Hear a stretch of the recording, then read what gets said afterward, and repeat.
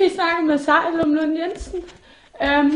Jeg vil egentlig bare gerne fortælle en oplevelse til mig og min muskel, hun har haft os her til eftermiddag. Vi var ude at gå, som vi sjovt nok altid plejer at gøre. Og så skulle vi ned til den store sø, fordi det er så godt vejr. Og vi skal ud og lege, og Garza skal have lov til at lege i søen. Der sker så det, at der kommer 4 gutter hen, og først spørger ind til min hund, hvor efterfølgende de begynder at sparke ud efter ham,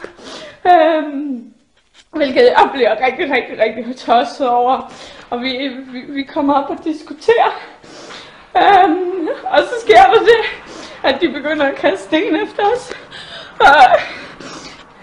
Jeg kan sgu ikke helt præcis huske, hvad der så er sket, men lige pludselig så står de 4 mennesker og river fat i mig. Og som I kan se, jeg ved ikke, om man kan se det, men har begyndt bare at smadre mig ned i jorden, og begyndt at sparke til mig og rulle mig rundt, og så kastede de mig ud i søen.